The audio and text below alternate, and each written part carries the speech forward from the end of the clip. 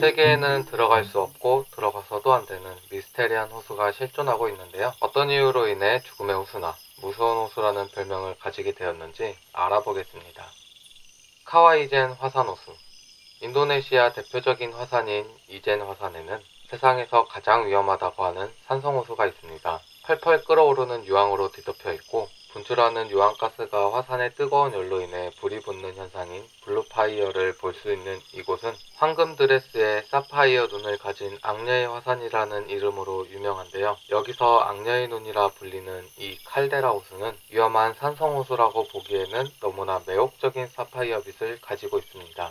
이 호수는 공식적으로는 세상에서 가장 강한 산성을 가진 호수로 산도가 pH 0에 가깝다고 하니 이 정도 산성이라면 생명체는 살 수 없고 물에 들어가게 되면 녹을 수 있을 정도이며 주변에는 유황가스 성분인 황화수소가 뿜어져 나와 몇 차례 호흡만으로도 쓰러질 수 있다고 하니 가까이 가는 것은 상상할 수 없을 것 같습니다.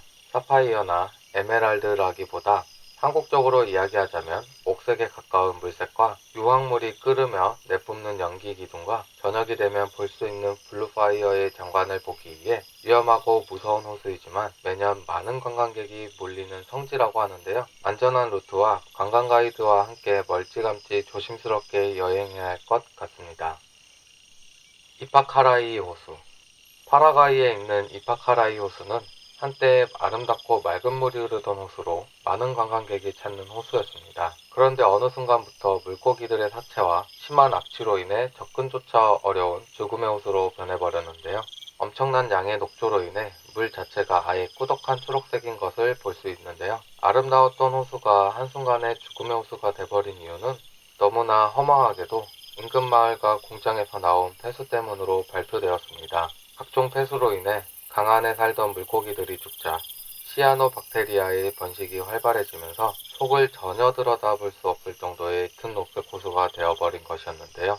파라과이 정부 당국은 2015년부터 수질 개선을 위해 하수 시스템과 정화 작업을 하고 있어 조금씩 회복되어 가고 있지만 예전의 깨끗한 이파카라이 호수의 모습으로 돌아가기 위해서는 더 많은 시간과 노력이 필요할 것 같은데요. 자료 사진만 보아도 너무나 심각한 상태의 강의 모습과 모든 생물이 살 수 없는 죽음의 강이 되어버린 이파카라이 호수. 온전히 인간의 한순간의 이기심과 무관심으로 죽어버린 호수를 살리려면 수십 년의 세월이 걸리게 되었습니다. 몇십 년이 걸리더라도 아름다웠던 그 예전 모습으로 돌아와주면 좋겠습니다. 나트론 호수. 개인적으로 가장 호기심을 자극한 호수이기도 한 나트론 호수는 죽음의 호수 말고도 메두사 호수라는 별명도 가지고 있습니다. 아프리카 탄자니아 북부에 위치한 호수로 최대 57km, 가로 길이 22km에 이르는 광활한 호수인데요. 붉은 빛을 띤 호수와 홍학의 서식지로 많은 홍학이 장관을 이루는 호수는 겉으로 보기엔 물빛이 특이한 아름다운 호수 정도로 생각할 수 있습니다. 이 호수는 2013년 미국 뉴욕에서 열린 한 사진전에 전시된 사진으로 큰 관심을 끌게 되는데요.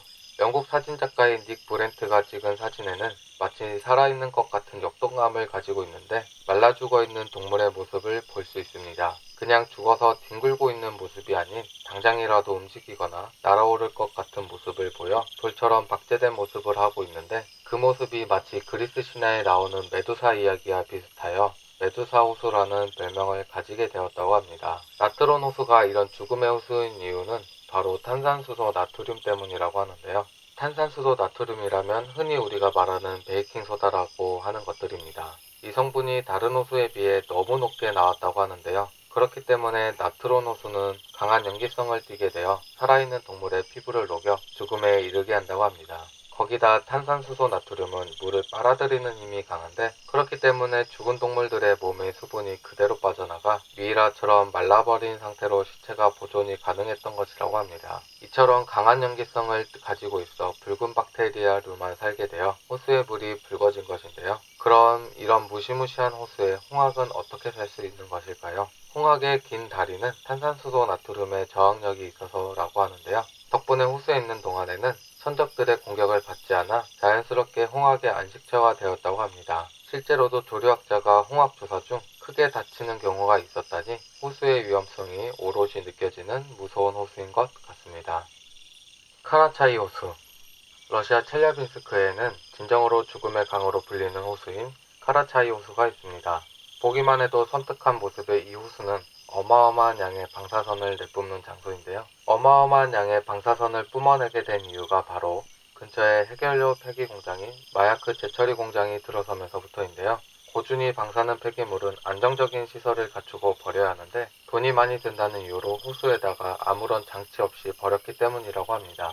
다른 강과 연결되지 않아 안전할 것이라고 생각했지만 호수 깊이가 4m도 되지 않는 이 호수에 방사능 폐기물을 쏟아냈으니 방사능 물질이 토양에 침투하게 되고 가뜩이나 수심이 깊지 않던 호수가 가뭄으로 메마르자 그 속에 쌓여있던 방사능 물질들이 사방으로 퍼져 40에서 50만 명에 이르는 사람들이 방사능에 피폭되는 사건이 발생했습니다. 실제 이 작은 호수에 흘러들어간 방사능 물질의 양이 무려 444경 베크렐 정도라고 하는데요. 참고하자면 후쿠시마 원자력 발전 사고 때 발생한 방사능이 37경 베크렐 정도였고 체르노빌 원자력 발전소 사고 때 추산된 총량은 500경에서 1200경 베크렐이라고 하는데 공기중으로 퍼지지 않고 호수 바닥에 농축되는 바람에 더 높은 수치가 되었다고 설명하고 있습니다. 1990년대 측정 결과로는 이 호수에 1시간만 서 있어도 60버트의 방사선에 피폭된다고 하는데 1시간의 산책 후 60%의 확률로 한 달 안에 죽을 수 있다고 하는 수치라고 합니다. 호수 산책이 요단강행 프리패스권을 끊어주는 거라니